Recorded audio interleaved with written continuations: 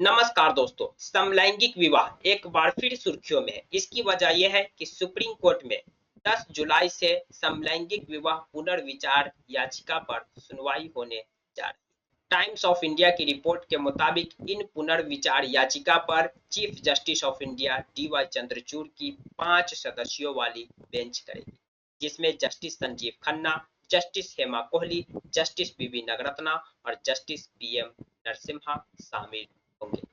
मालूम हो कि बीते साल सुप्रीम कोर्ट ने 17 अक्टूबर 2023 को अपने देश में समलैंगिक विवाह को वैधता देने से इनकार कर दिया।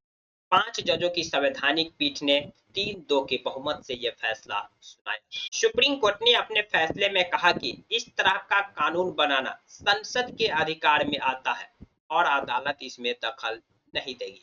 जैसा कि आप जानते होंगे, कानून बनाने का अधिकार विधायिका के पास होता है, यानी विधायिका का काम होता है कानून बनाना। और सुप्रीम कोर्ट ने अपने फैसले में इसी ओर इशारा करते हुए कहा, इस तरह के कानून की अगर जरूरत है तो इस पर कानून बनाने का अधिकार संसद का है और अदालत इसमें दखल नहीं देगी। हालांकि पूरी पीठ इस बात पर सहमत थी कि सभी राज्य सरकारें और केंद्र सरकारें ये तय करें कि समलैंगिक और क्यूरी लोगों के साथ किसी तरह का भेदभाव न हो।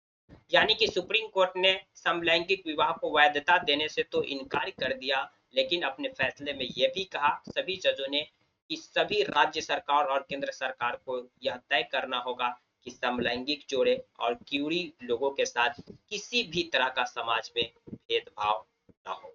उस समय केंद्र सरकार की ओर से अदालत में एक विशेषज्ञ समिति बनाने की बात भी कही गई थी, जो समलैंगिक जोड़े को शादी के अधिकार समेत कई अधिकार देने पर विचार करेगी। अदालत ने उत्पीड़न और हिंसा का सामना करने वाले एलजीबीटी समुदाय के सदस्यों को आश्रय प्रदान करने के लिए सभी जिला में गरिमा गृह आश्रय स्थापित करने के साथ साथ आपातकालीन स्थितियों के लिए हेल्पलाइन नंबर जारी करने की भी सिफारिश की थी। समलैंगिक विवाह को लेकर chief justice of India DY. Chandrachud ने 247 पन्नों का एक अलग से फैसला लिखा था, जिसमें सेवानिवृत्त हो चुके जस्टिस संजय किशन कौल ने अपने 17 पन्नों के फैसले में मोटे तौर पर सहमति जताई थी। वहीं जस्टिस रविंद्र भट्ट, जो अब सेवानिवृत्त हो चुके हैं, जस्टिस हेमा कोहली के साथ 89 पन्नों का फैसला लिखा था, जिसमें उन्होंने सीजीआई के निष्कर्षों पर असहमति जताई थी, विशेष रूप से समलैंगिक जोड़े के बच्चों गोद लेने संबंधी नियम पर। Justice PM. नरसिम्हा ने भी अपने 13 पन्नों के फैसले में जस्टिस भट्ट के तर्क और निष्कर्ष से पूरी तरह सहमति जताई थी। अब फिर 10 जुलाई को सुप्रीम कोर्ट में इस मामले की सुनवाई होगी। एलजीबीटी समुदाय की ओर से पुनर्विचार याचिका सुप्रीम कोर्ट में दाखिल की गई थी और सुप्रीम कोर्ट ने उस पर सुनवाई करने के लिए तैयार हो गए। चीफ जस्टिस ऑफ इंडिया की बेंच फिर इस बार सुनवाई करेगी।